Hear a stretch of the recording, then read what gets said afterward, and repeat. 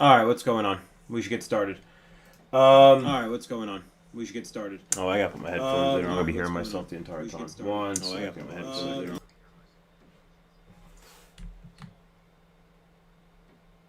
There, that's better. There'll be less echo now.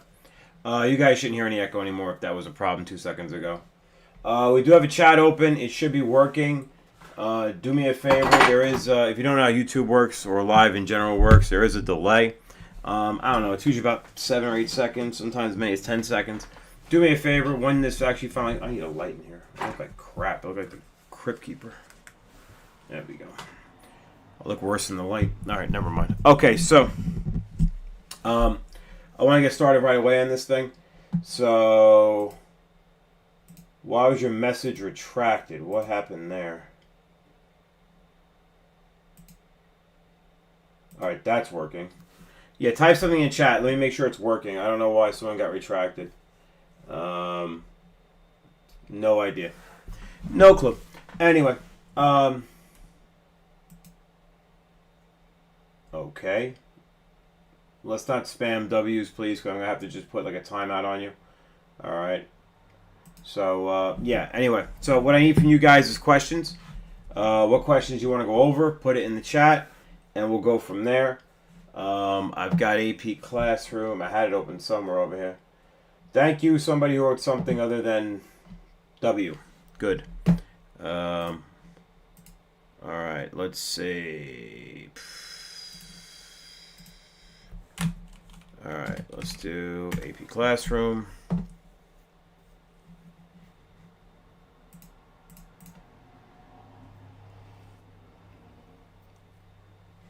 Alright, good. Alright, so here we go. Alright, so hit me up. What are we doing? Unit 5, please. What questions? Unit 5, please, no problem. There are only like 20 questions, though. So what question you want to go over? Alright, I got the good old power of Microsoft Paint ready to rock and roll, so let's do it. Yo, what's good, Tony Ravioli? I'm confused. Everything, I'm so cooked. Yeah, alright, so just give me some questions. Let's go. You know, we could be cooked or we could be fixing problems here. So what are we doing?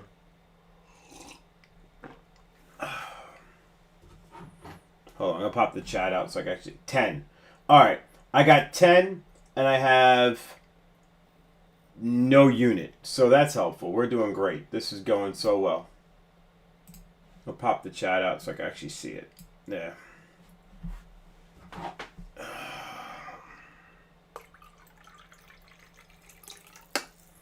We're drinking Death Wish coffee tonight. Okay?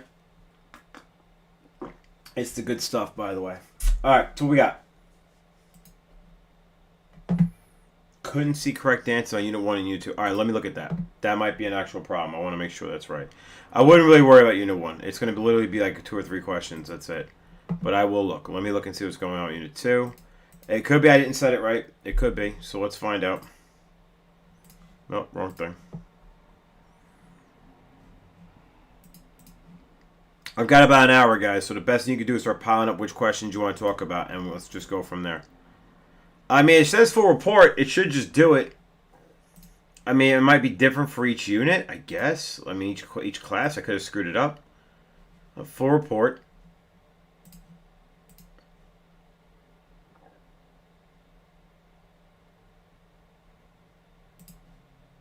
Full report.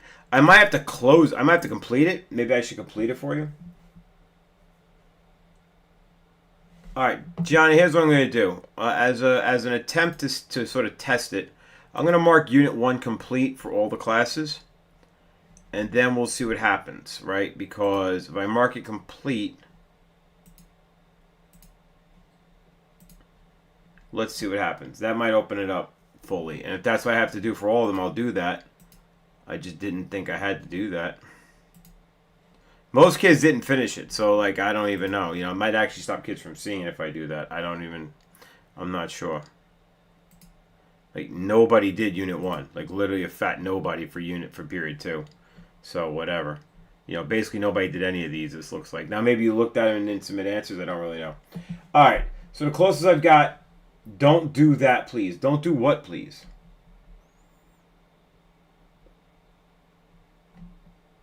What is the thing you don't want me to do? All right, I've got somebody asking for. I haven't gotten around to it. All right, well, I just did Unit 1 as a test, so you can let me know if that's a problem. Anyway, I'm going to go ahead and go with the fact that I've got here people telling me that they want to go over the money market graph. I'll do that. In the meanwhile, please put some questions in the chat, like specifically what unit, what question. If your goal was, hey, other nerds will do it, and then I'll study what they studied, and then I'll figure it out that way. This was what you call a bad strategy. But anyway, here we are. All right, money market. Let's go. All right, so what about the money market? All right, so first order of business, right? Let's just get some basics about the money market down. So number one, the money market. Oh Jesus Christ, that's way too small. How do I up the font? Here we go. Oh, money font. There we go. All right, money market. Okay, first off, this graph only happens in limited reserves situations. It replaces the reserves market, or maybe you want to look at it the other way. In an ample reserve situation, the reserves market replaces money market. All right, I'll draw it in a minute. Can you do when the government does what, like buying and selling bonds? Yeah, I could do that right now, Jen. That's part of this, actually. No problem. So the money market has a very simple set of things it does. All this graph does, what's the purpose? What does it do? Shows changes in nominal interest rates when either money supply, which is MS, or money demand, MD, shifts. In this graph, they can equally shift. Both have an equal chance of shifting. By that I mean based on the questions you get. I don't mean because like in real life, whatever. I just mean based on the questions you get. Unit 1's locked. Alright, so in other words, since Unit 1's locked, that means what I did locked it. So I'll unlock it in a minute. Alright, so that's not the answer. I don't know why you folks can't see the answers. I imagine it might be because you didn't complete it. I don't know. I don't know. Because everybody else, you gotta talk to me. I don't know. 5 people did it out of 50. So I don't really have an answer until you guys tell me what you're seeing. Or someone send me a screenshot or something. Alright. Alright, so both have an equal chance of shifting. Now, let's go through what happens here. So let's draw the graph. All right, this is going to be really, really ghetto, but here we go. All right, that's too... It's not thick enough. How do I get a thicker line on this thing? Brushes? Sure. There we go. Oh, no. That's way too much. Way too much. Way too much. Solid line, good. But how do we do... Ah, there we go. 8-point line. There we go. Okay. So that's 1. Come on.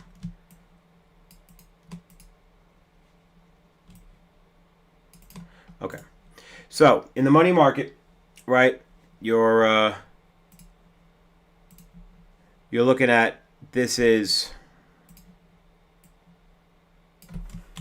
nominal interest rates over here. Don't mind the spelling mistakes. I'm trying to move quickly. This is your money supply. Now, I always tell you just call it M1 or quantity of M1 is what I usually tell you to do because that's the same thing. All right, it's the same thing. Now, there are 2 curves on this thing, right? So there is the vertical curve, which is your money supply. That is what it is. There's no changing it. There's your downward sloping money demand. So real quick. MS and Jesus Christ MD. All right, that's dumb.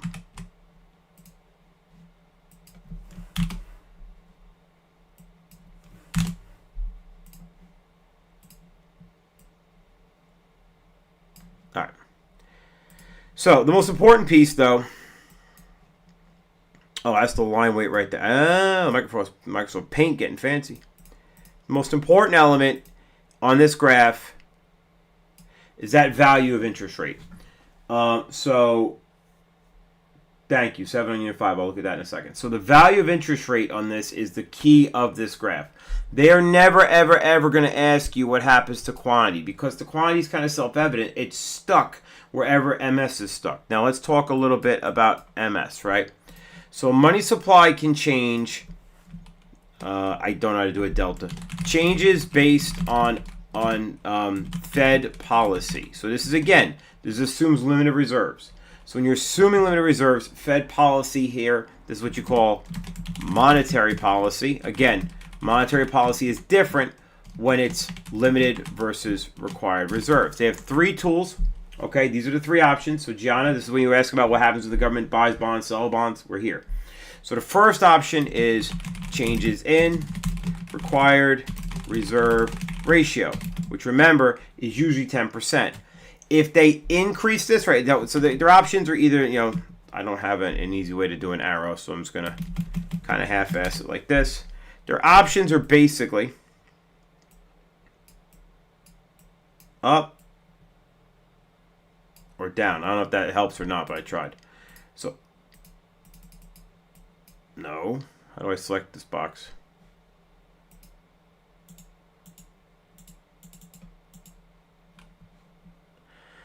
Should have done this on freaking Photoshop. Selection. Rectangle. That didn't help. Even a little. Alright, I guess we're just going to make a new box then. Alright, so change the required reserve. Number goes up or number goes down, and as a result, you're going to get changes in the graph. I'll show you that in a minute. Number 2 is changes in the discount rate. Now, the discount rate, famously, I asked you to define it, and famously, I got stuff that was borderline psychotic. The discount rate is the rate at which the commercial banks, Citibank, Chase, whatever, borrow, the rate they pay to borrow from the Federal Reserve, from the central bank. Okay? That's the discount rate. Again, this does exist in ample reserves, but it has nothing to do with how it's used here. Here, it's meant to be like a lender of last resort. If you need money and no one else will give it to you, and the other lenders out there are not willing to give you money or won't give you a reasonable rate, as a bank, not you the individual, but as a bank, you can go to the central bank and say, hey, we need money, and they're a lender of last resort. If the Fed is so inclined, as they do sometimes in a crisis, or at least they did, they could drop this number down to basically 0 in order to encourage massive amounts of an outflux of money from the government to the commercial banks to keep the commercial banks very liquid with a lot of liquid asset. We said that was part of the problem that led to the need for ample reserves, but whatever, it's another day. Now, the third one is the most critical for what you're tested. This is, you can't really say changes in, this is just open market operations. You're not really changing it, all right? Open market operations happens every day. It still happens today. And it's the buying and selling of treasury bonds. Now, this is the buying and selling of short-term and small-scale treasury bonds. Now, they're not going to ask you, they're not going to ask you,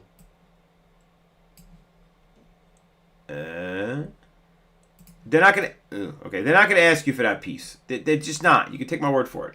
You're not going to get that level of detail out of it. But that's reality what's going on. There are other bonds that are sold for the purposes of debt, and that's where the loanable funds market comes in. But for now, this is the stuff going on here. So, really straightforward, right? Really straightforward. With any of these things, the Fed's got 2 options. They can go up or down with either the discount rate or the required reserve ratio. These can be increased or decreased. You can't do that with the bonds. With the bonds, those are not your options. With the bonds, the options are sell bonds or buy bonds. Now, again, who's doing the selling? Who's doing the buying? The seller is, whether you say sell or buy, it's from the perspective of the central bank. So the central bank sells bonds to commercial banks. Federal Reserve sells to Chase. If it's buy bonds, central bank buys pre-existing bonds that have already been issued back from commercial banks. So Federal Reserve buys bonds back from Chase. Okay, so either way. This is your contractionary option. So, okay, that's a good question, that last question, the one about previously issued bonds. Let me finish this. And this is your expansionary option. So, what I mean by that is, this one is going to cause MS to shift left. This one causes MS to shift right. Again, this is MS only. Changes in MS. That's terrible, but there it is. So your changes in MS. If you sell, MS is going to shift to the left. If you buy, MS is going to shift to the right. And you can read the result, right? So just as an example, and I'm not going to keep this here. If I sell bonds, I might end up moving money supply there. You can see interest rate go up. If I buy bonds, I might end up moving money supply there. Oh, fair play. You're right. I'll move myself. I'm easier to move. Hang on.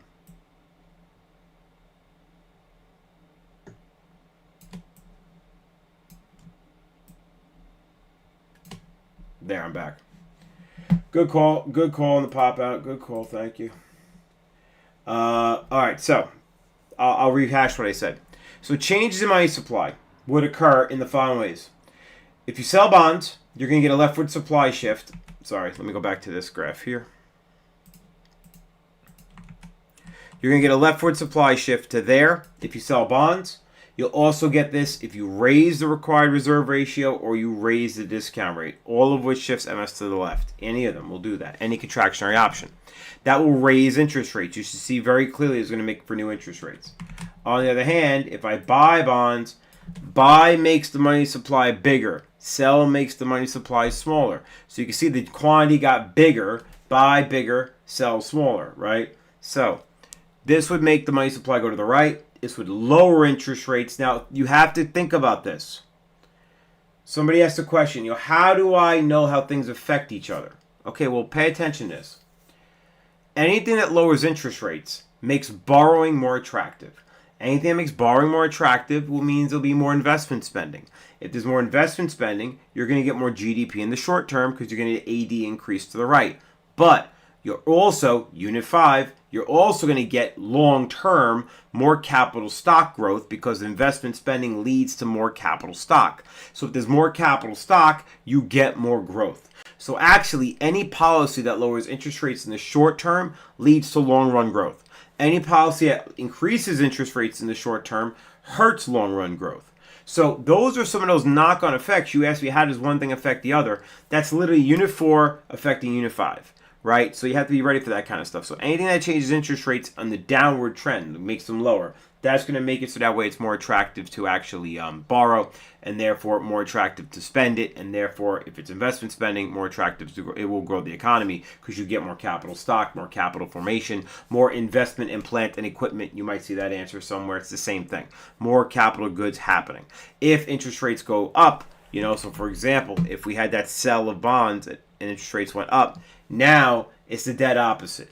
Now there's less borrowing, less spending, short-term GDP decline, AD shifts to the left, and eventually because of that decrease in investment spending, you'll get lower growth in the future. So all that stuff's legit, right? I haven't gotten into how that affects international markets and crap. That'll be tomorrow. Well, I guess not tomorrow. That'll be Tuesday. All right. So, that's kind of the money market in a nutshell. I mean, I can't get much more in detail about it. Someone did ask about, are these bonds, this was a good question. Where's my highlighter? Highlighter. You're not a highlighter. You're a giant brush. All right, whatever. Are these bonds the same thing as saying previously issued bonds?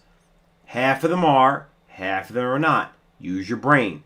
Is the Fed selling previously issued bonds? No, they're issuing new bonds. But when they go and they want to buy back bonds, they are buying back the previously issued bonds. That is not a question you're going to see, though. Now, you might get a question like if we look at the graph over here and we go, okay, interest rate went up, R1. Okay, what happens to the price of previously issued bonds? They go down. All right, they go down. Why do they go down? They go down because the interest rates here have gone up. So my returns on these new bonds they're selling, they literally are selling bonds to make this happen. These are higher interest rate bonds. So therefore, existing bonds are not as valuable anymore because they're going to be able to lower interest rate. The bonds that sold from the Fed at R are not as valuable as bonds that sell at R1 because R1's a higher interest rate and it gets me more return. I'd rather own a bond that owes me 3% annually than a bond that owes me 2% annually. So higher interest rate bonds are going to make previously issued bonds worth less. Best I can do on that in the short term. Yeah, Phillips curve, no problem. In fact, let's just kind of do that next, I think. There was somebody who actually did ask for a real question. It was question 7 on Unit 4. We're on Unit 4 right now, so let's go ahead and have a look at Unit 4. All right, let's go ahead and do that. So Unit 4, question 7.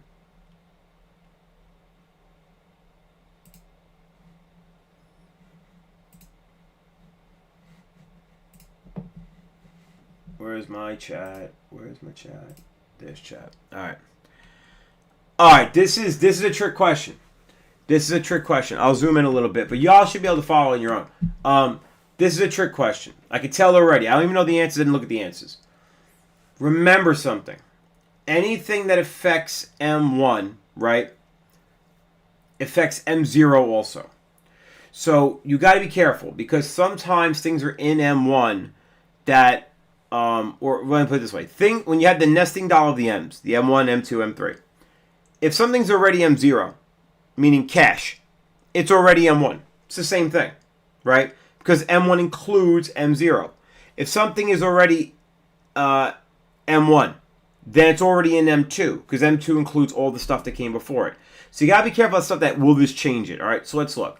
In general, one of these transactions is going to be, I haven't read the answers, it's probably going to be something like somebody took cash and put in a checking account, or vice versa, or a savings account, or something like that. That's probably what it is. Let's see. Sam transferred money from his certificate deposit to his checking account. Okay, let's talk about why that answer is wrong. So this answer is a no. Now, I'll undo that. We can't read it. So Sam's certificate of deposit is an M2. By putting it into his checking account, that's an M1. M2 monies are not in M1, but M1 monies are in M2. So if I flip this, just for understanding purposes, if I said Sam took money from his checking account and put it into his certificate of deposit, would that change M2? No, because checking is already in M2 because it's part of M1. But M2 monies are not in M1. M1's a smaller account. So this would change M1. It's not our answer. We want something that's not going to change M1.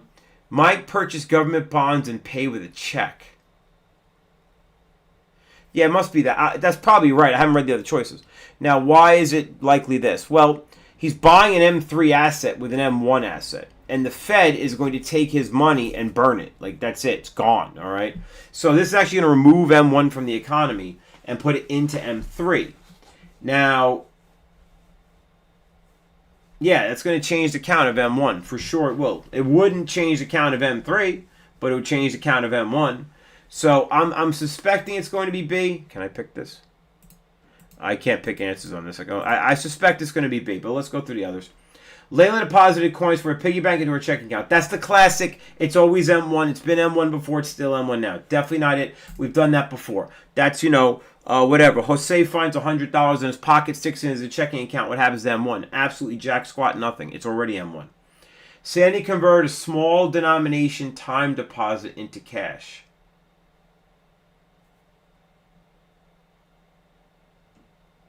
Well, yeah, it's a change to M1. Sure, a small denomination time deposit is like a savings bond or a certificate of deposit. Actually, is another one.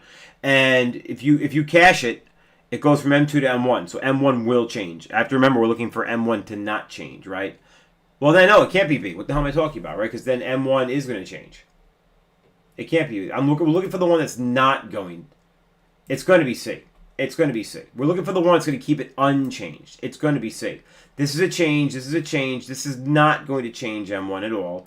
You got to watch the question, right? I keep forgetting it's unchanged. We don't want to change M1. Yeah, it should be C. Right now, it's definitely C. I'm sorry. B, definitely I should have listened to whoever the hell said B. But these change. Let me get rid of these. This is changing M1. This is changing M1. This is not changing M1. This is, in fact, the one I expected when I said I haven't read the question, but it's probably going to be something like Bob puts cash in his checking account. Sandy, yeah, this is M2 into M1. This will change M1. Patty increases cash deposits to a retirement fund. I mean, that's not the best freaking question answer. I mean, we're supposed to assume that a retirement fund is going to be some sort of fund that can't be touched in future. I mean, that's a very vague answer. It's not as good as C for sure. C is right. C is not. M1's not changing. They're asking you to assume that this is a fund. I mean, you can your savings account could be a retirement fund. This is not a good answer. I can explain B and C simply. Let me do that. So let me explain why B is wrong and C is right. So let's just get rid of the rest of them. Why is C correct? Okay. I'm going to go back to the drawing board. Let's go back to the drawing board. Can I go down on this at all? No?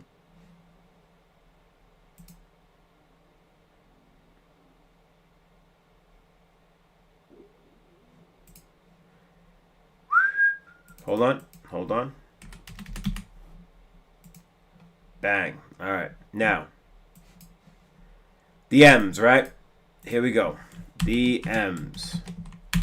M1, M2, M3, and I guess in theory, M0.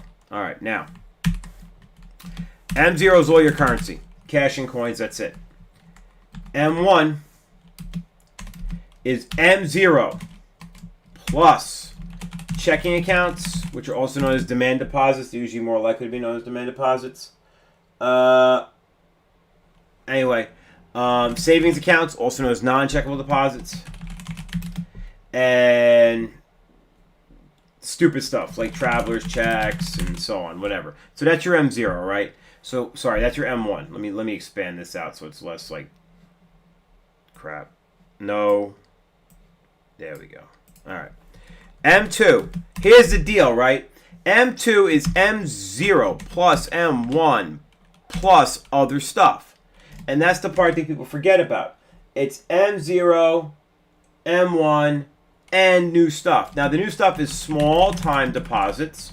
Those are, for example, savings bonds, because they have a time thing. But the most likely thing is going to be certificates of deposits. Those are CDs. They even mentioned it. Then you also get MMMAs and MMMFs, money market mutual accounts, money market mutual funds. I doubt it comes up. And M3 is no longer tested, but it's basically going to be treasury bonds. Now, I bring it up because it's BS, right? Oh, it's no longer tested. That's nonsense. Here's how they test it.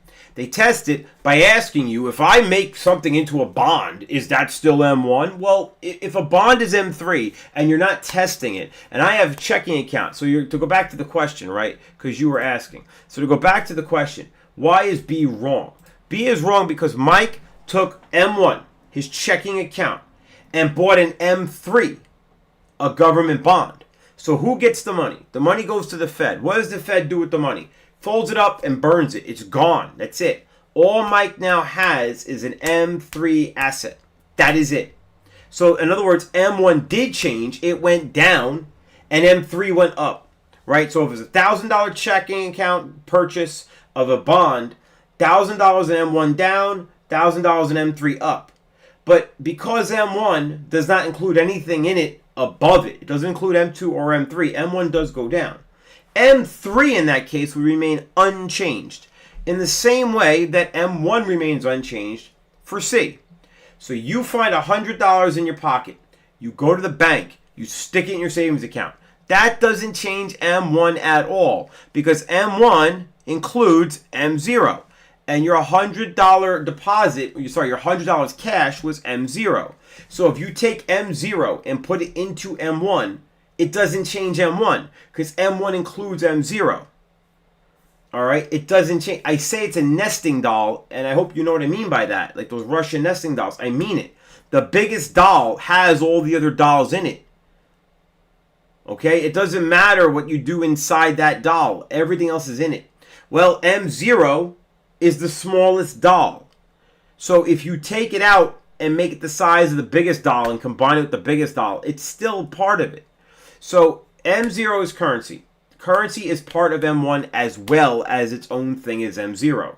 Because each one of these things tally the stuff below it and add it in. They just get bigger and bigger and bigger. It's a cake. So M0 is the first tiniest layer. M1's a little bit bigger, but it includes the M0 layer. I don't know how else to describe it. And up you go till you get to the top. So the whole cake is M3. Every layer is individualized, but each layer as you go down includes all the other layers in it when you tally up what is the cake up to that point. I don't know how else to describe it waving my hands at a camera, but that's the best I can do. So the answer for that one is definitely C. Now, I didn't see any other mention of specific questions. I did see a couple of folks. I did not. Here it is right here, actually. 7, 8 on 4. Well, this was 7, wasn't it? It was. What's 8? All right. Monetary base. Monetary base. Monetary base is easy. You guys just have to know your definitions. Monetary base. This is not like a formula or anything. It's not like even like a thing where you have to like, oh, okay, it's all this. Ready? It's easy. All currency plus all reserves. That's all it is. I can't spell. All currency and all bank reserves. That's all it is. Okay? That's all it is. So, it's this one. Currency held by the public and commercial bank reserves held with central bank. That's it. It's not demand deposits. In fact, here. There you go. That's it. There's no explaining it. It's just a definition. All right? Water is wet. It's a definition. There's no explaining it. I have no other way to tell you that. Other than the others have extra crap or wrong crap. There's no explaining it. It just is what it is. That is the answer. Look, even their explanation is the definition I just gave you. So there's nothing else for me to say there. That is what it is, guys. All right? All right, I heard about the Phillips curve, right? So let's do that. Let's talk Phillips curve. I know nobody likes it. That's fine. You're not supposed to like it. All right. Here's how we're doing this. The Phillips curve and the ADAS curve are the same thing. They're the same thing. They're just showing you a mirror of the economy, right? The opposite side of the economy doing the same thing.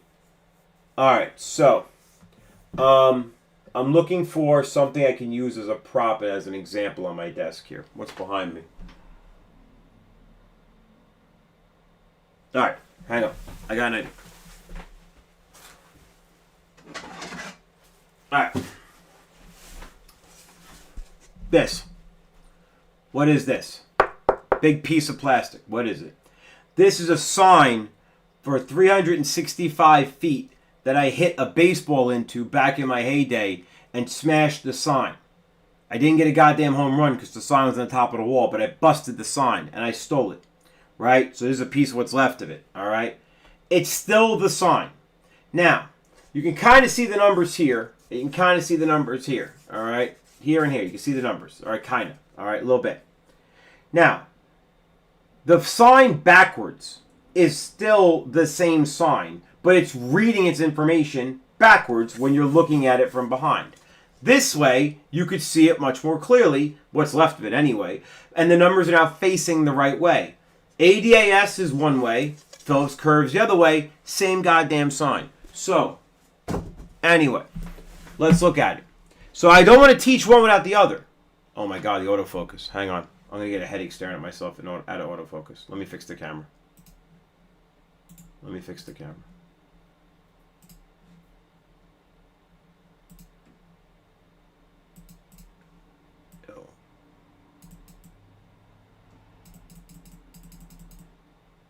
There we go. Autofocus is the actual devil.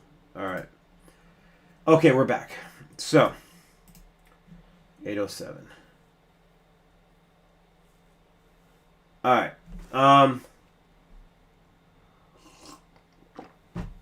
So, you can't do Phillips curve if you don't know ADAS. It's a waste of time.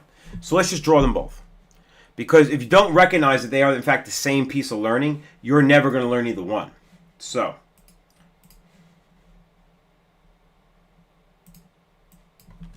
ADAS. Oh my god, it's goddamn underline. ADAS.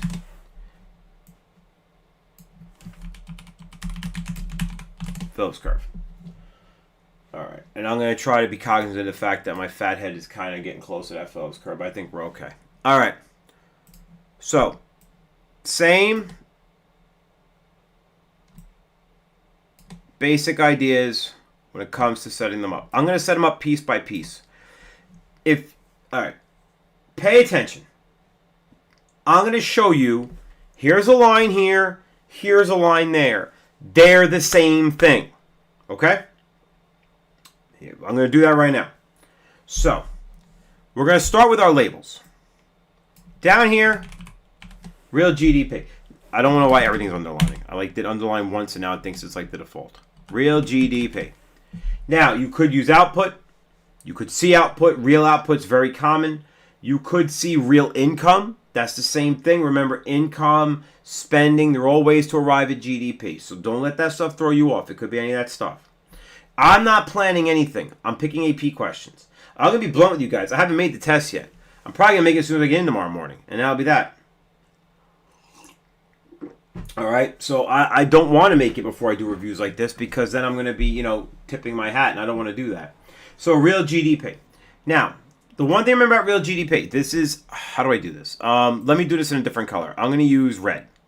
Red is not part of the graph. Red is me trying to explain the graph, okay? Just stay with me on this. It's not part of the graph. Let me move this like this. Okay. Remember,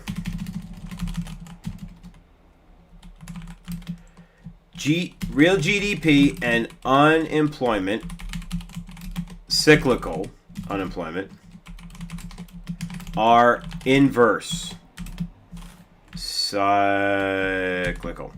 Are inverse. They go in opposite directions, which is what creates the mirror effect. If you remember the whole phone thing, right? It's what creates the mirror effect. So, it's happening right now on my camera. The same thing I mentioned in class. If I'm holding my hand up and waving my hand around here, on my camera, on my OBS, that's my guy's, the person I'm looking at, that bastard there. When he does this, that's his left hand moving. But I'm moving my right hand. Now, when you see it, it's probably camera correcting, so it's not the case. But for me, I'm seeing it in reverse because that's a mirror, right? So my point is, the reason these graphs are mirrors and they go opposite is because one's got GDP. So when GDP goes to the right, unemployment's going down. Now, on this graph over here, okay,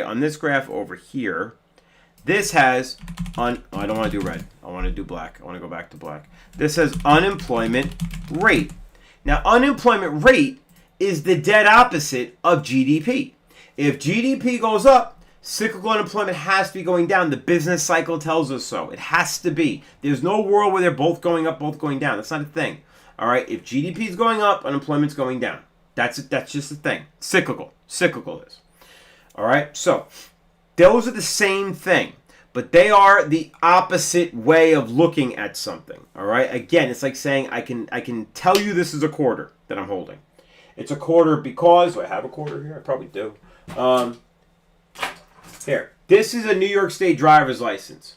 Whether I'm looking at the front or the back, doesn't matter. It's still a driver's license. The Phillips curve is one side, ADAS is the other side. All right? That's it. It's still the same thing. So when you're looking at unemployment, when that number on the Phillips curve is going to the right, that's recessionary pressure building because the economy is getting worse because unemployment's going up. The same economy on the left-hand side of this page would see its GDP going down. So if the one's going down, the other's going like that. And in equal measure, by the way. They're equal. These are exactly equal situations. So those two are the same. They're opposite. All right, they're not the same, right? They're opposite. They're different stats. But they're telling you the same thing at the same time. A certain amount of GDP equals a certain amount of unemployment in any moment in history. That's just the way she goes. All right, now, vertical axis. For the vertical axis over here, right, we got price level. Now, price level is a CPI value, right? This is an index value. 100, 101, 115, 125, 237, whatever the hell it might be, right? Base year is 100. Over here, you don't have exactly that. You have inflation rate. But what is inflation rate? Inflation rate is the change in percentage terms between any two price levels. So it's the same stat. It's the same stat, right? So here, let's do some math. Let's just show you. This is just for examples purposes. Let's say I've got, you'll never see this. Let's say I have a 100 CPI right there.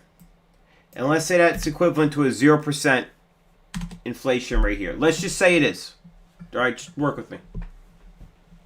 I'm doing the main ideas of Units 3 right now, and I just did the main idea of half of Unit 4 before, but I'm happy to go back.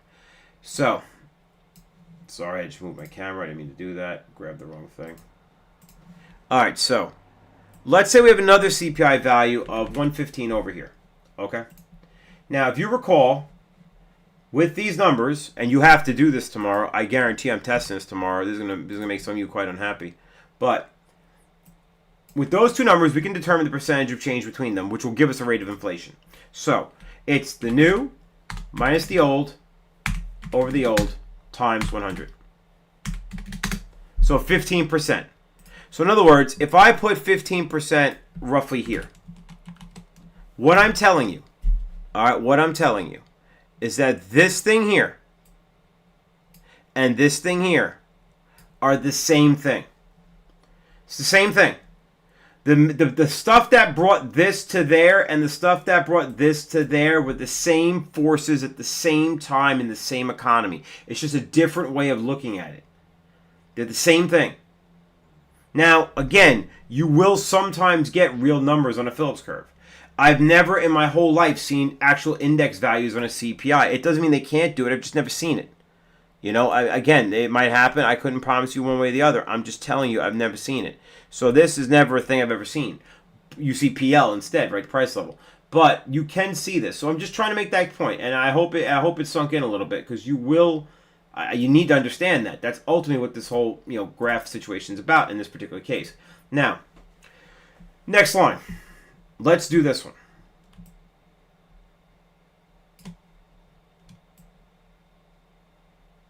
All right, now, this is LRS.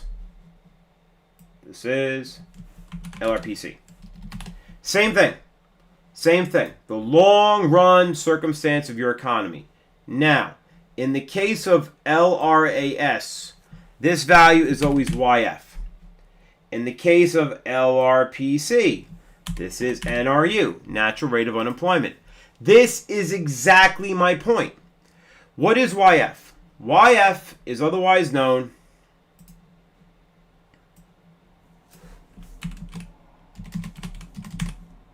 as potential real GDP. It is also the value of real GDP at the natural rate of unemployment. Because this is also known as full employment. Remember, you can never get 0% unemployment. We've always got Jose's out there. But you can get rid of all the cyclical unemployment. Full employment means 0% cyclical. Remember, if you have any cyclical at all, you are in recession. Or at least recessionary pressure. Any cyclical whatsoever, does not matter how much you have. You got 0.05%. It is still recessionary pressure. You need 0% for full employment. Now, anything that's inflationary pressure would be negative cyclical unemployment, but I've never seen it expressed that way. That'd be considered cyclical employment, right? But this is so critical because this proves my point. These are the same damn things. Now, what are we saying? We're saying, look, again, I'll use some real fake numbers. So let's just pretend for a moment that we had a YF value in the United States of, I'm making up a number, $30 trillion. Okay? And the NRU at an annual GDP of 30 trillion is 5%. It's not the same number. One's an unemployment rate, one's a dollar figure of GDP. But they are the same situation, right? They're the same situation. So I'm trying to think of an analogy where two things that are different only ever happen at the same time. But they can be different independent elements you examine. All right? It's like saying, well, what's a salad? A salad's got, let's say, 5 ingredients, right? Let's make it simple. It's a Caesar salad. What does it got? It's got romaine lettuce and it's got Caesar dressing. Boom, done. The presence of those things together is the concept of you are at this particular part of the economy where you have, you are at Caesar salad economy. And at Caesar salad economy, 2 things are happening. You have Caesar dressing and you have lettuce. Those 2 things are happening. And you have them in correct proportions, right? If you have an inflationary economy, maybe somebody put way too much Caesar dressing on there. If you have a recessionary economy, maybe somebody put way too little Caesar dressing on there. I don't know. My point is that this is the same situation called one thing, where it's a couple of elements that make up one situation.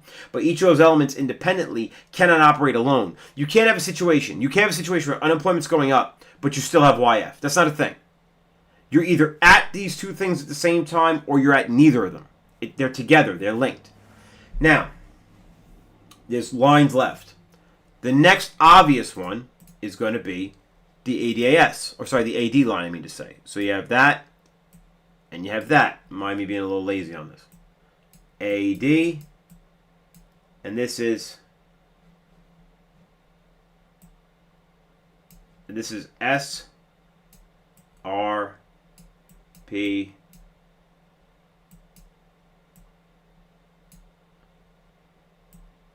C. All right, so now how are these? I'd say these are one of the more complicated relationships. They are the same thing, but again, they're opposite. The Phillips curve, right? If I'm moving that way, that's bad. Bad. In this graph, if I'm moving this way, that's good. Good. Now, it's not totally good, right? If I go too far and I get into inflationary pressure, well, then it's bad. But if we're just viewing like which number is going more positive and which number is going more negative, then anyway, sorry, I had to check that. If the left-hand graph is moving right as more positive and the left-hand graph is moving right as more negative, they are positive and negative in equal proportion. The same things are happening to both sides. Now, the big tricky bit, and this is the tricky bit when they even invented the Phillips curve, is that this graph on the left, the ADAS, has one more line. And that line is the SRAS. There is no equivalent line on the Phillips curve. It does not exist. And for a little bit of time, people thought that meant the Phillips curve was kind of an incomplete model.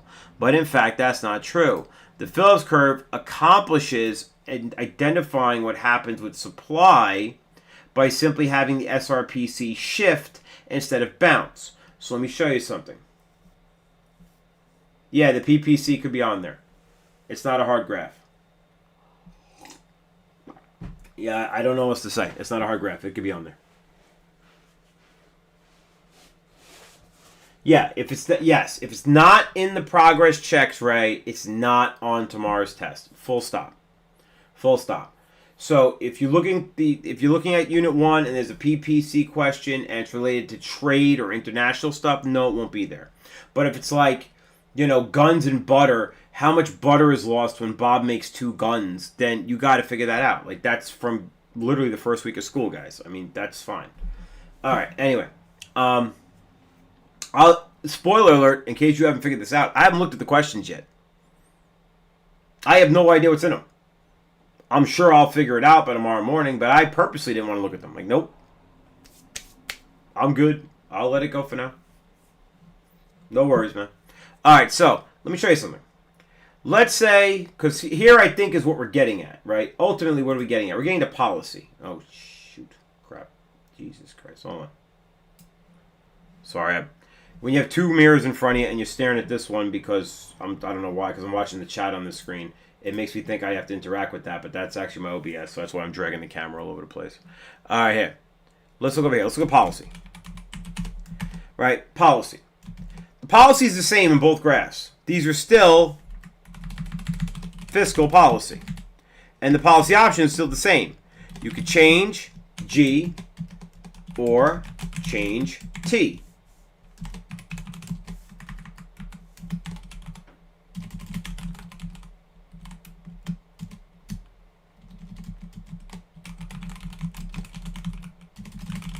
That's it. Those are still your policy options. That has not changed an ounce at all. All right? Yeah, sure, I could do that. So it hasn't changed an ounce at all.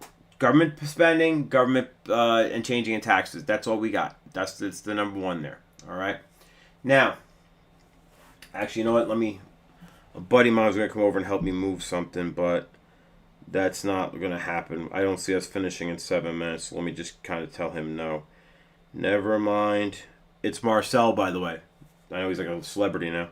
Never mind, bud. This is gonna go longer than I thought. Maybe one day this week.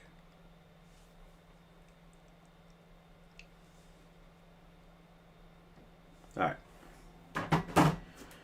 All right, so policy. So fiscal policy is the same business here. This is where fiscal policy happens in these two graphs. There's nowhere else you could do fiscal policy, all right? Now, a change in government spending will take AD and shift it to the right, like that. It will not do that to the Phillips curve. Instead, let's just say, for instance, that was the movement. AD became AD1. Work with me here. If we were here on the Phillips curve, right, we'd bounce. Look what happened. Look what happened. Look what happened. You have a higher price level as a result of those changes, okay? So it got higher. We were at PL, and we're now up over there somewhere, all right? So over here, this would see a bounce somewhere along the graph to some point above. Exactly how far doesn't matter as long as we're going left. Because look, we're now here, yeah? That means we've got a lower amount of unemployment because we have a higher amount of GDP. In this case, we're in the actual negatives of cyclical. We have cyclical employment, not unemployment, employment. And therefore, we have inflationary pressure. Well, if your NRU drops below, if the unemployment drops below the natural rate of unemployment, you are by definition in inflationary pressure. These are the same things, okay? So again, I don't want to spend another half hour on this, but that is something that we're doing here. Yeah, fair. Good point. Good point. All right, so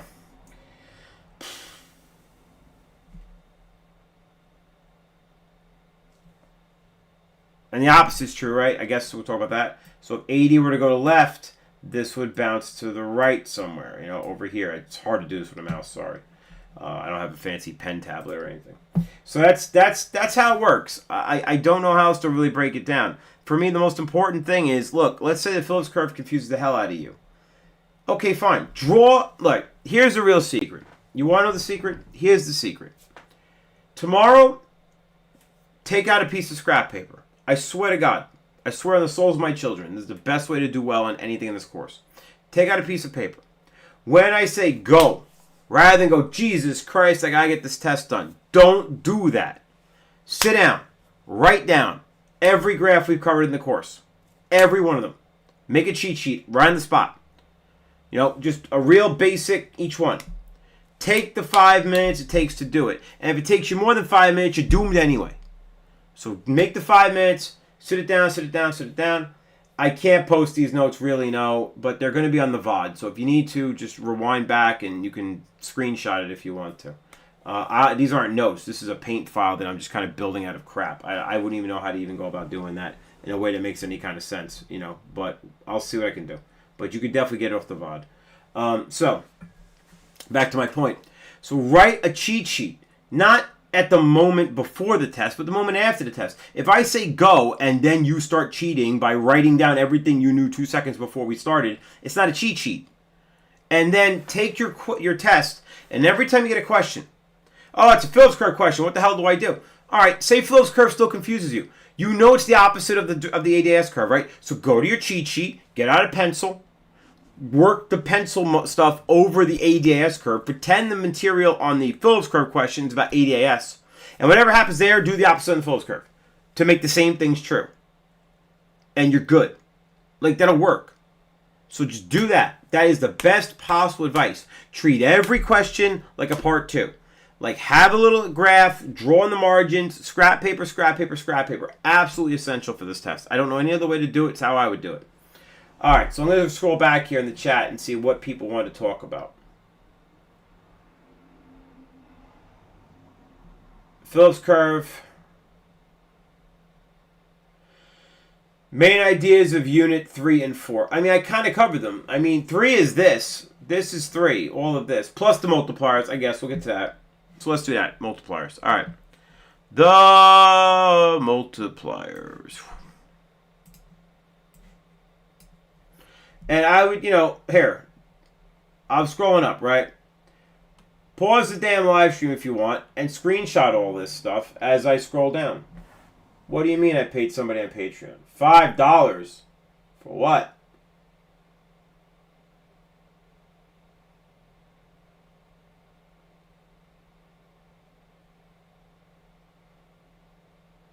I don't know.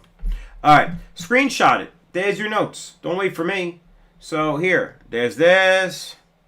There's this. You can hit pause anytime. The technology exists. Take a this. And then we go down to this. Da multipliers, man. Alright, so. There's a few. There are, let's cut it down the middle. Let's do it this way. Let's do it this way. Let's do it this way. Let's do, no, it's fine. Alright, so we have the fiscal policy ones. The ones related to fiscal policy. And these are, there are 2. 1, government spending. Nah, chill. Spending multiplier, which includes all spending, you dingo. Especially government spending. Because that's the policy side of it, is government spending. So all spending is covered by the spending multiplier. Then you have the tax multiplier, which, spoiler alert, covers taxes. What are they? This one is 1 over MPS. This one,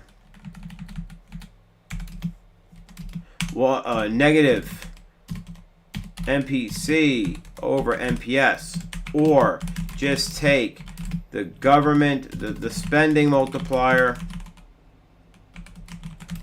reduce it by 1, and make it negative. That's it. That's it. So how would you use these? Well, they can ask you to calculate them. That's reasonably common. So let's take, for example, an MPC of 0.8. What does that make MPS? 0.2, right? So 1 over 0.2 equals what? If I, ready, I'm going to help you. I'm going to help you out, right? I'm going to help you out. So if I got, where'd my mouse go? Mouse. Oh, my mouse died. Hang on. It's been flashing the whole time. Do I have a battery handy? That could be a problem, huh?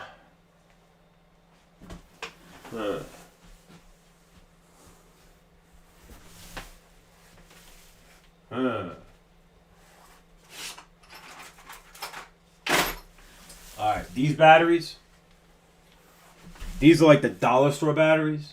I put this in a candle and it leaked battery acid everywhere. So this could be the end of me. See what happens.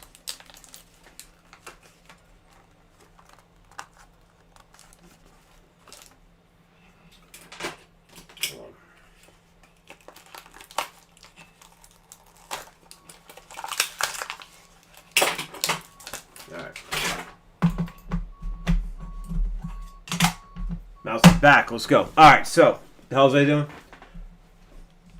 Oh yeah. So, 1 divided by 0.2. So, I have a pizza. I cut it into 20% slices. I now have 5 slices. That is what you've done. 1 divided by 0.2 equals 5. Those aren't exactly equal. I know. Go scratch. All right. What do you want me to tell you? I did my best. So, anyway, the point being is that that's 5. Now, what is that 5? That's just a multiplier. You got to use that. How do you use that, Malvagno? Well, let's say, for example, you have a recessionary or an inflationary gap. It doesn't matter the size of the gap for the moment, all right? Let's say you have a $1,000 billion, doesn't matter, $1,000 gap, all right? Some change in G times that multiplier M has to equal that $1,000. So it's, I mean, guys, this is first degree equations. If we know we've solved for M and we found that M is 5, how much G do I need to do to get $1,000 of spending? Now, this assumes you're trying to get an increase in GDP, right? So it's a positive change, all right, because you're getting positive 1,000. So I'm going to increase government spending. By how much? Well, $200 will do you. $200 times 500 is $1,000. Bob's your uncle. You fix the gap. Now, what if, for example, this is something where we have inflationary pressure? I need to get that $1,000 gap to come down. No problem. Boom. There you go. Decrease government spending by $200. You got it. There's nothing else to it. Now, the tax multiplier, again, if I know the government multiplier, the spending multiplier is 5, it's going to be -4 every time. So, if I want to solve the same problem I had before, I'm going to go back now. I'm going to go back. If I want to solve the same problem I had before, $1,000 gap, but I don't want to spend money. I want to change taxes, and I know the tax multiplier is -4. Why is it -4? Because I can do math, or I can reduce it by 1 and make it negative. It's take your pick, man. You know. So what I have to do here? Well, remember, a negative times a negative yields a positive. So I got to reduce the taxes. So I got to reduce these taxes by how much? Well, in this case, it's $250. Because that times 4 is going to get you the $1,000 positive change. That's because taxes are not as powerful as spending. People save a portion of their tax changes. People don't feel the effect of a tax change as easily as they do a government spending change. Remember how government spending manifests. It's not like I put money in your pocket. That's not what happens. Government spending manifests by like the government providing funding to an agency or buying a good or buying a service, and that simply directly employs people. It creates direct income streams.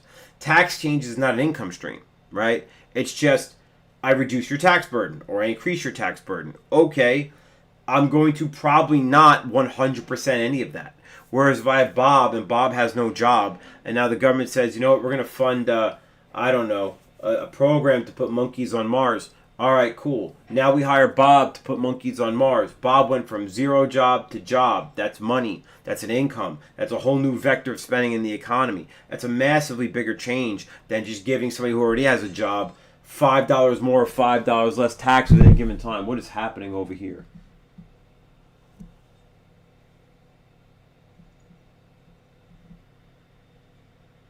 There's a man crawling under a car. Do I have my phone? What good is that? Do I have the camera? I have the camera. Hang on. You see that? I think that guy's getting towed or something. I don't know what's happening. Something weird's happening out there. Anyway. So that's the spending multiplier. Now, the other side of this business, yo, chill on that, bro. I still know who stole my laptop, and I've been watching it late at night lately. I've been watching late at night. I've been up. I've been watching out the window who's coming around. I feel like there's this guy in the Escalade, and I feel like if there was ever like a criminal, like you must be a drug dealer car, it's got to be an Escalade. And I've been wondering if this guy was the actual crackhead. Like, maybe it's not a crackhead, right? Maybe it's just some guy rolling down the street, and he lets his buddy out of the car, pulls up next to the car, blocks the cameras, and then his buddy leaps in to try to see what he can get. I don't know. That's how I would do it. Anyway, I never admitted that. So now the other side of things. The other side of things is going to be the Unit 4 side of things, which is the money multiplier. Now, the money multiplier only in limited reserves, because it's based on something that only exists in limited reserves, and that's going to be the required reserve ratio. So because the required reserve ratio only exists in limited reserves, then there really isn't anything else to talk about there. It is what it is. There's nothing else at play here. If it's not limited reserves, there can be no money multiplier.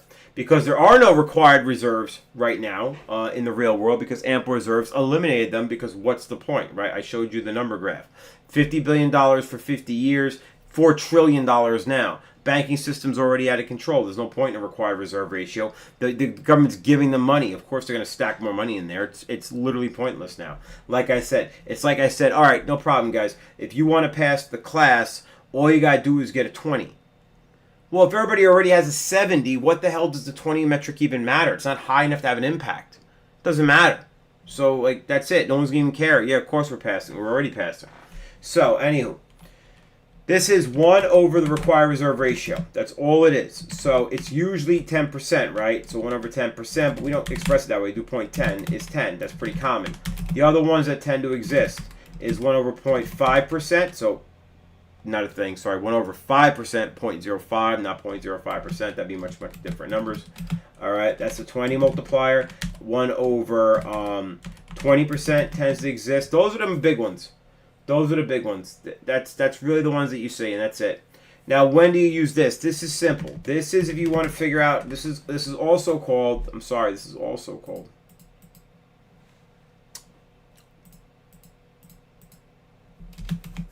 AKA deposit expansion multiplier. So if you're ever asked to figure out how much deposits expand and things like that, or how much would the deposits in the banking system expand, or loans expand, or anything like. Oh, God damn it! I did it again. Anything like that, you're doing it here. So if I put, I don't know, let's take the example. Let's take the example from that previous question, right? Lila, whoever her name was, found $100 in the street. She puts it into her bank account. Okay, what happens? Bank account goes up by $100. Cool. Now, $100 increase to the banking system times the we have to have a required reserve ratio. Let's assume 10%. So let's assume it's a 10% required reserve ratio. So that means it's a 10 multiplier. Means that you're going to get $1,000 now in the banking system in total. If you want to know how much of this is a change in M1 or MS, right? That's a different number because they can't lend the whole $100. They can only lend 90. So it's actually $90, right? $90 times 10 for $900. All right. Now, that's how much can this bank lend? Well, the bank can lend $90. How much can the whole banking system lend? The whole banking system can lend $1,000. That's the total increase in the deposits in the banking system.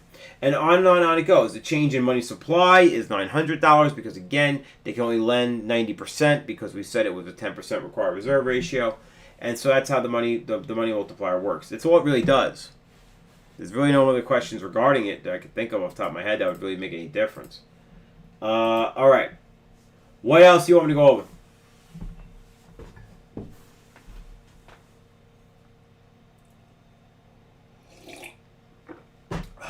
I'll go until I'm out of coffee. 10. You're killing me, bro. 10 on what unit? On what unit? 10. 10. How about 6, 7? What unit? What else is important? Oh my God. All of it. All of it. I don't know how to answer that question. Yes, we can go over ample reserves. So here is the money market. This is everything that happens in limited reserves, okay? I'll throw ample reserves right over here. So to do ample reserves, to do ample reserves,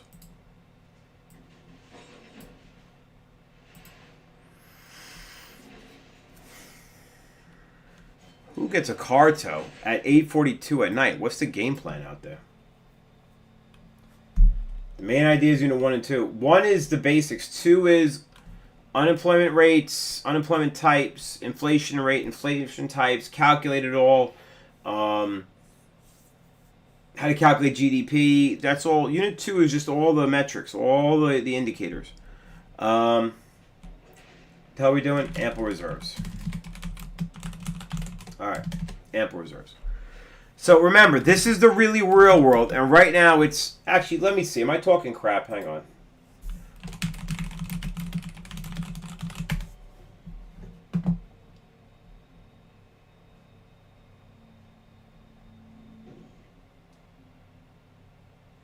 No.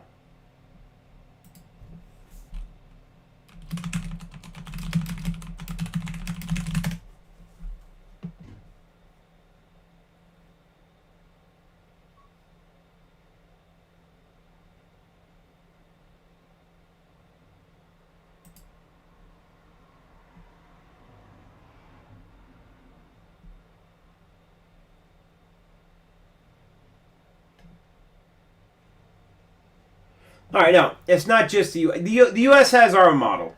I'm reading like what I was looking what other nations using ample reserves, and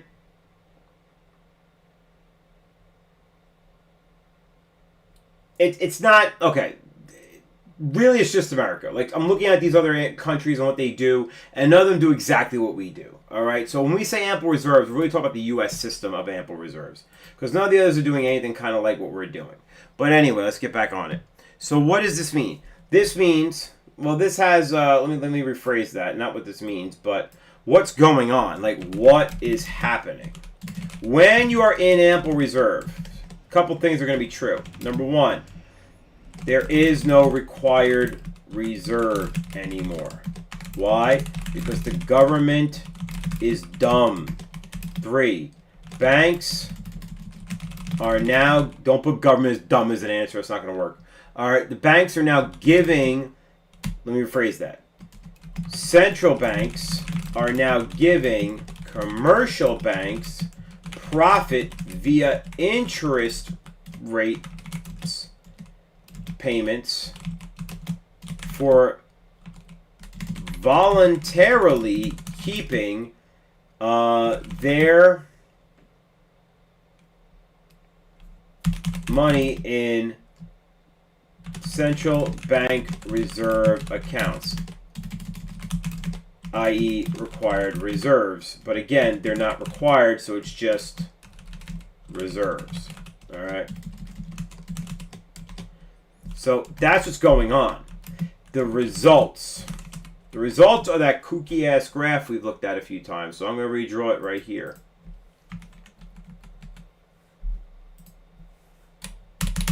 Oh. The results. So. So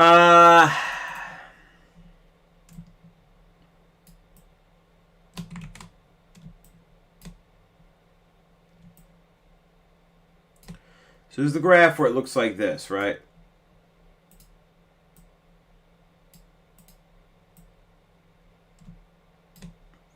I know it's janky, but I mean, look it up in your notes if you have to. I'm kind of running out of room here. So anyway, this graph, this is your reserves market, all right? You've got a lower bound, which is your interest on reserves balance, your policy rate for that. You have an upper bound, which is your discount rate. You have your demand for reserves, and then the thing that makes it ample reserves is you have a reserve supply somewhere east to the right of this diagonal sloping line. If you were actually here, you would just simply be in the money market. See that? That's this. This is limited. But that's not what happens. We don't get there anymore. It's not a realistic thing. That would actually cause a lot of problems right now if it got there based on the way we rejiggered the system. So that's your situation.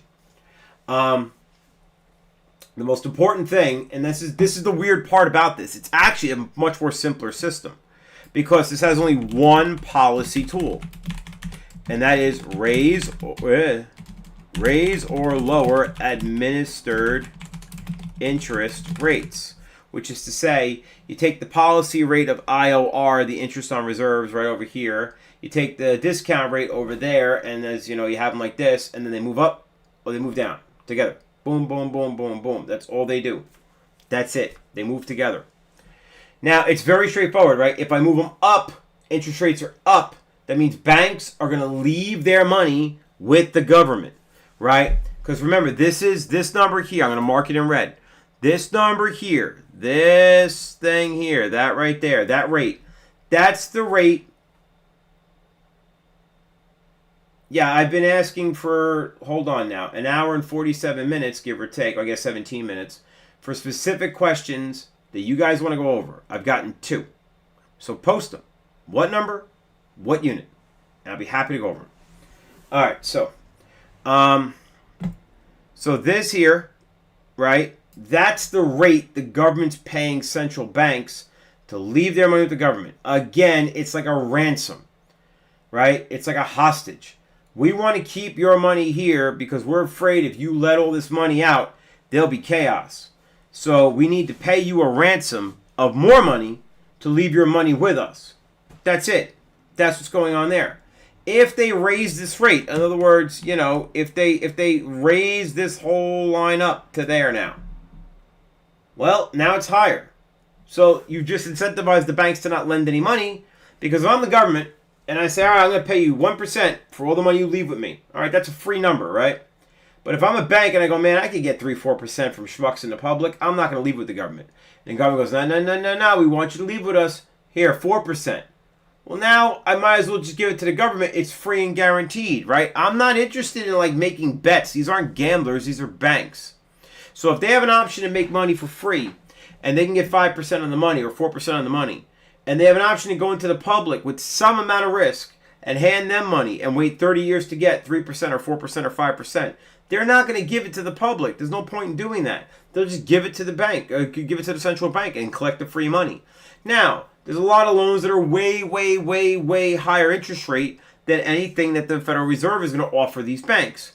So this is how this works, right? So if the Federal Reserve is offering a very low rate to this interest on reserves, then banks are incentivized to lend the money out and lend it out much cheaper because, if I'm offering you 1% as a bank, if I'm the Federal Reserve and I'm offering you, the bank, 1% to leave your money with me, I'm effectively telling you, don't leave your money with me, send it out into the world, and then we will go from there.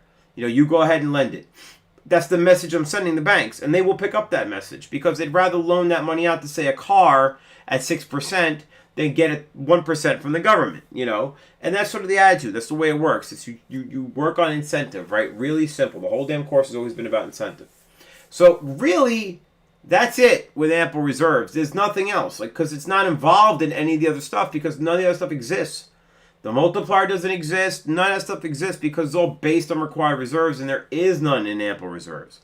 So as a result, it kind of shotgun blasts the whole system out of existence, and you just have this weird little thing that works as long as it works and then stops whenever that happens. That's pretty much it. All right. Tony Ravioli with your 10, dude. I'm gonna get you tomorrow. I'm going to make number 10 the hardest question on the test. You better believe it. You better believe it. Just for you. Yeah, sure I can. I'm just going to scroll through the whole thing again for the sake of those who didn't get a chance to see it. Let me get this button out of here. And let me scroll this over a little bit. There. Alright, so, and then I'll get to that question 14, Unit 5, and question 14, Unit 3. No problem. So I'm just going to scroll down for the sake of those who need me to scroll down. Feel free to pause it. And then you can go ahead and take your screenshots. Don't worry, Gianna. That's what I do. It's my job. And I mean, like I said, what am I always told, guys? I'm always told the same damn thing. Now, Vagno, when you explain it, it sounds easy. I know, because I talk in terms of, broken signs and driver's licenses. I realize my analogies make them easy to understand, but you got to translate that into, the way it's presented. So that's why you have to do the questions. All right, let's get to it. So Unit 5, question 14. No problem. Unit 5, let's go to that. Well, actually, I'm going to do Unit 4 one first, so I'm on Unit 4 right now. So there was no Unit 4 one. There's a Unit 3, question 14. All right, so let's just do Unit 5. So Unit 5, mouse is freaking out already. I feel like this battery's going to explode in this mouse. Unit 5, question 14. All right, listen. I can read the question, or you can tell. The government's borrowing. What does that mean? That's bad. All right, well, it's not bad. I don't want to say that. That's not true. The government borrowing means that the government is definitely going... This is the sandbox, yeah? I come along and I take away half the sand. I don't want, whatever, Hank eating any more sand or whatever. I don't care what Hank does. I'm taking half of it. All right? And now I've collected that sand. There are two ways to view this, and they can ask either way, so pay attention. Either way, the government's borrowing to finance its spending is absolutely going to raise interest rates. It just will. If you use the sandbox analogy, what I was trying to get at with that, the effort that the children were putting into playing in the sandbox was a market equilibrium of effort. You each had 1/4 of the box. You're doing what you want. Eat, dig, build sandcastles, whatever. Then, I come along and take half the sand. by definition, for you to get to the same thing, you want to eat the same sand, build the same castle, you're going to have to pay a higher price to acquire that same amount of sand.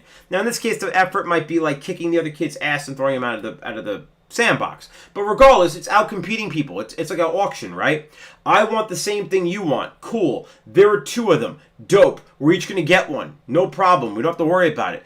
Oh, but along comes this rich guy who just snatches up one of them at a ridiculous price. And now there's one left. And you want to be the guy who buys the magic dead battery, right? Okay, so now the battery's up for sale, sucker. What do you want to pay? And the two of you still want it.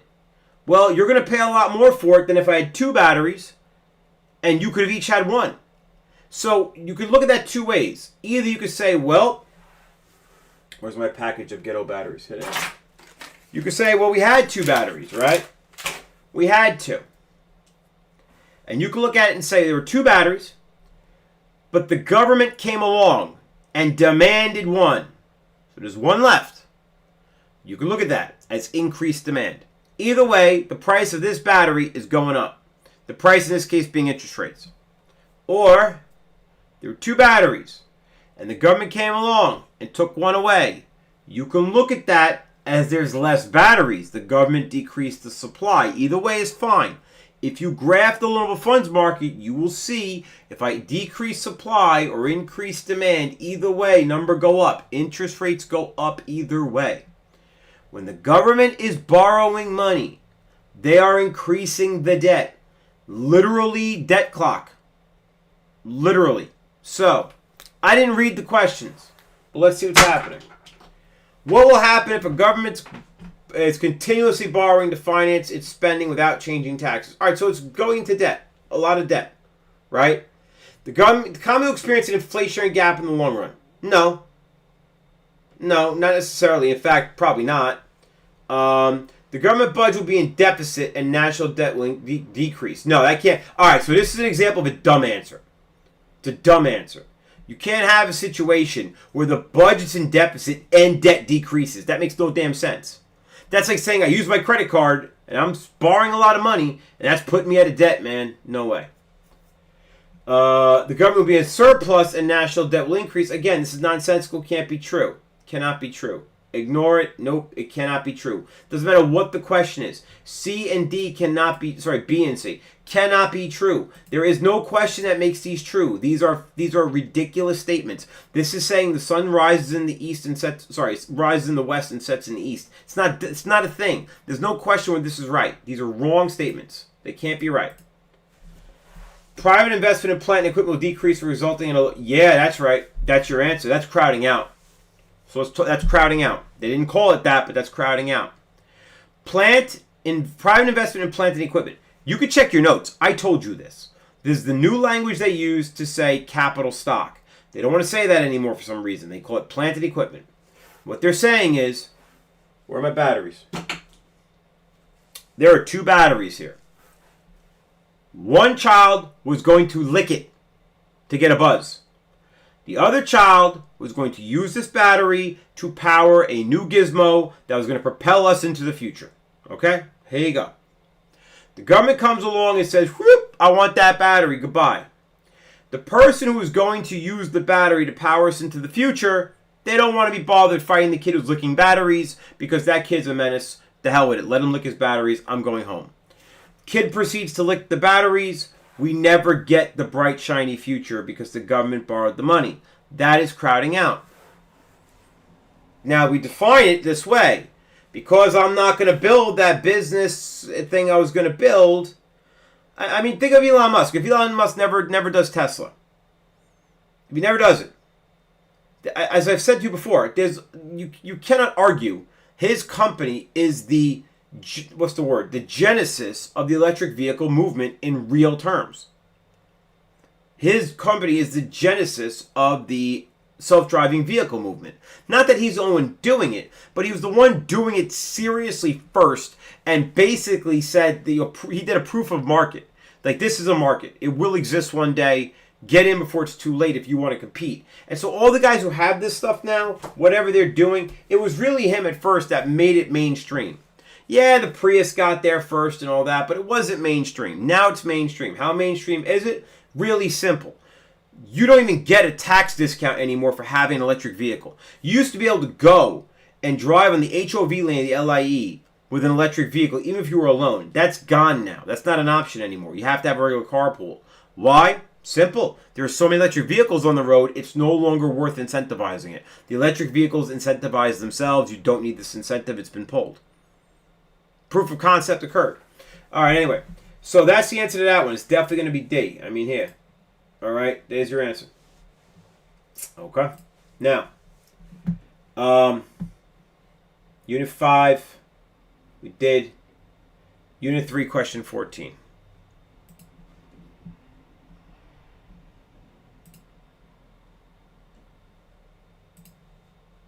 Okay. When you see a question like that, that means it's probably a dozen or so questions linked to this graph, and they just have a bunch of graphs up there so they can, prove the point or whatever. They'll probably say something like, hey, which of the following would cause AD1 to shift to AD2 or something like that. Which of the following accurately describes the state of the macroeconomy if it's operating at AD1 and SRAS2? All right. Well, it's at full employment. It just has a higher than normal price range. That's it. It's at full employment because it meets here. AD1, it's right here. You're right here. I can't mark this in any real way. No, I have no way of marking it. Well, maybe I do. What does this do? Oh, God, what is that? No. All right. So anyway, we're right here. So what happens? I don't know. I got to read the question. I have no idea what's happening. I didn't read the choices. But we're in equilibrium. Yeah. It's A, right? No? What? What's C? Huh? I read something wrong. I must have. 81. Oh, we're here. I'm dumb. I read 82. We're here. We're over here. Right. Yeah, this is a recessionary gap. I read it wrong. I'm being an idiot. Sorry, I'm getting tired, I guess. It's right here. We're right here. So since we're right here, yeah, that's going to be a recessionary gap.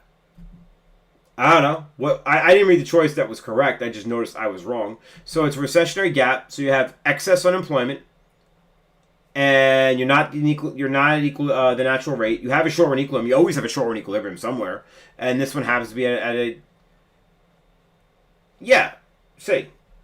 it's below full employment, short run but not long run equilibrium. That's all. It's just because I read the wrong damn thing. I'm sorry about that, but that's my fault. Yeah, we're here. I wish I could mark things. This is what I mean. Like, how do I do the question, right? I have a graph. I would mark up the graph and say, all right, where am I? Where's this point? It's right here. All right, read the damn point. I just, read it in the wrong spot. Be careful. Don't do what I do. I saw there was another request for a question. Question 20, Unit 5. Sure can. Any other questions, post them. And I'll keep going. I'll keep going until the coffee runs out. We're almost out. I got a little left here.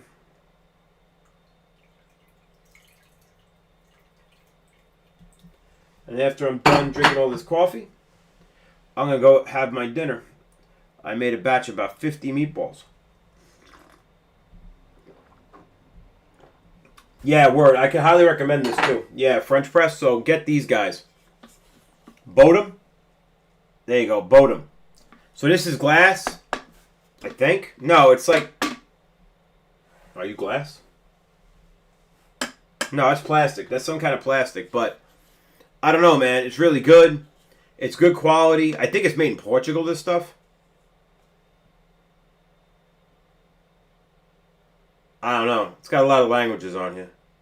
But they're good. It's good quality. Don't get the cheap one. This one was like $20 or $30 on Amazon. It's well worth it. I do subscribe. Not sponsored. All right. Country X economy is in an inflationary gap. Again, I would just draw that. All right. What would fix it? All right. I'm not even going to look at the choices. I'm just going to tell you. If you have an inflationary gap, you're looking for the most contractionary options. So the way to do questions like this is a little janky. You're looking for options that will both contract the economy. It's that simple. All right. 22. Does that mean 20 on unit 2 or what?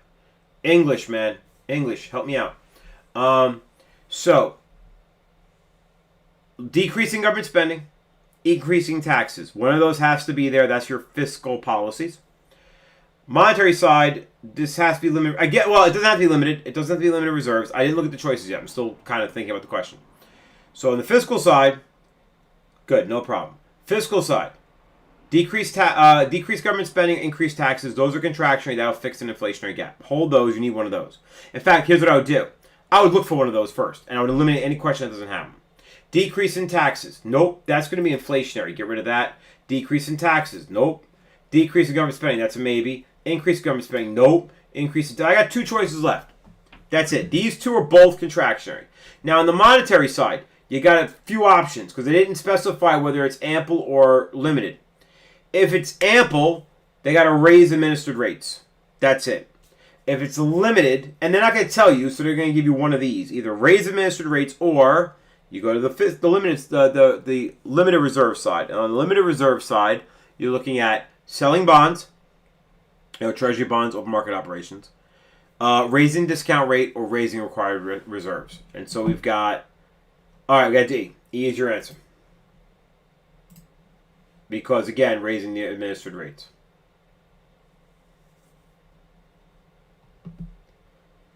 All right.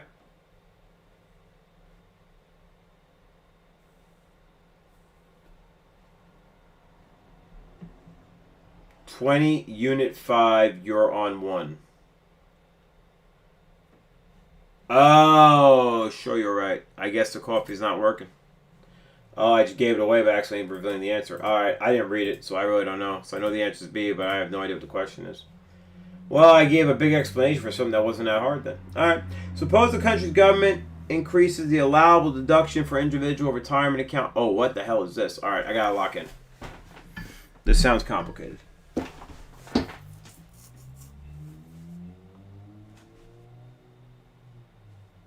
Oh, Jesus Christ. This is a hard question. Yeah, I'll guarantee this one's on there tomorrow. Yup. All right. So they're taking some liberties here. There's some liberties. So analogy, please. All right. There's no analogy for this one. I'm just going to tell you what it is. They're talking about, so what's an allowable deduction? That's a tax deduction. I actually covered taxes with you, so I don't feel bad. I taught you how to do taxes. So if a government allows you... Okay, so I'll just give you the real life scoop. So I have a retirement account. Most adults do. Ask your parents. I bet you they do too. So a retirement account could be like a 401k, 403b, whatever. They're all retirement accounts. Roth IRA, traditional IRA. These are all retirement accounts. So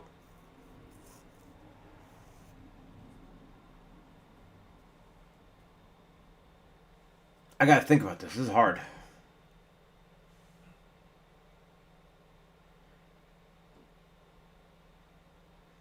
I don't know what they mean by allowable deductions.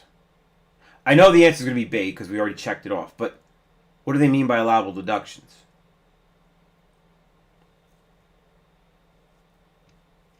I would assume that means tax deductions. I would assume this is basically saying the more you invest in your retirement, the more you can offset on your taxes. But that's me kind of assuming. There's a lot of deductions. I don't know what they mean by that. Why? I'm about to give you the answer. So what the hell would you care if I put on the test? You already know the answer. It's right there. It's B. If you see some crap about deductions for individual retirement accounts, pick B. You're good to go. All right, I'm going to assume they mean tax deductions because there's a lot of types of deductions in the world. You know, one of the things it's worth pointing out, these progress check questions have never been on AP exams. They are literally progress check questions. There is another vetting of questions that they have to go through to get onto that level of being good to go and ready for an AP question. So sometimes they put stuff out here like this to kind of pave the way for the future for teachers to sort of know they have to start teaching about retirement accounts, which I kind of have taught about. I mean, I really don't feel that bad, to be honest with you. Anyway, let's get to it. So, all right, let's go to each thing. If everything else is constant, how would this affect loanable funds market? I'm going to put that aside for a minute. I have to think about that part. Production possibilities and long-run AS. All right. Okay.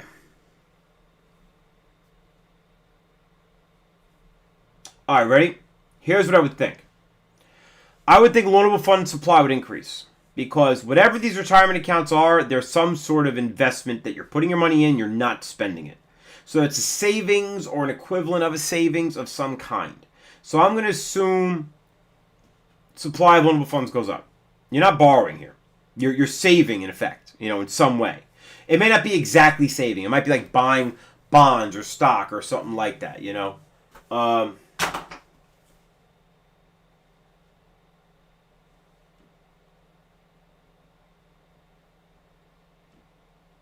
Sorry. Have to answer that.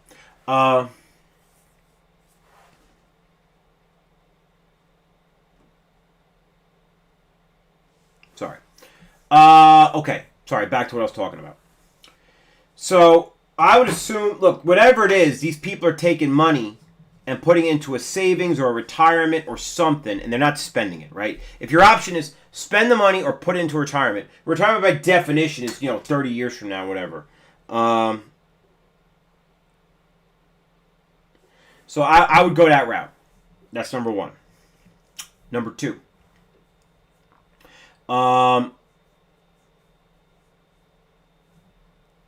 What question is this? Savings would increase.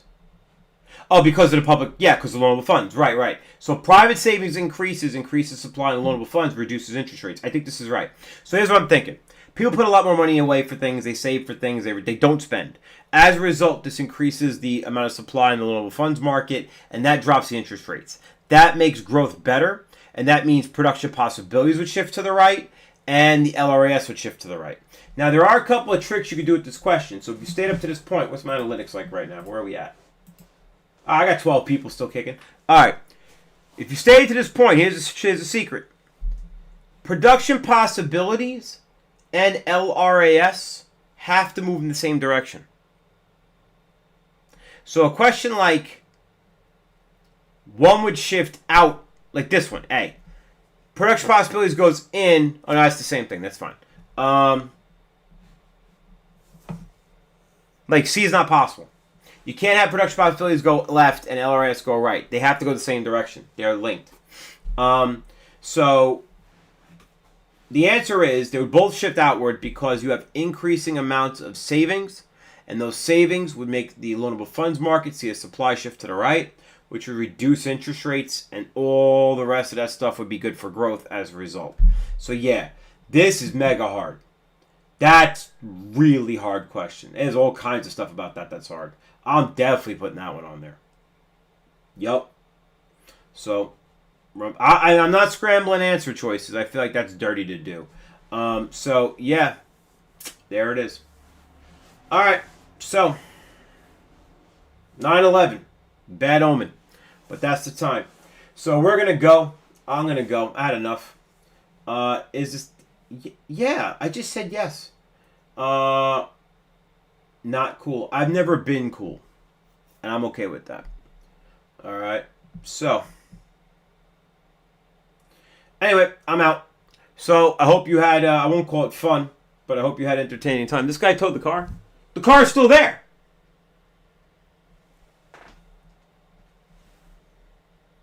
Was that like an advanced scam to steal a catalytic converter? What just happened there?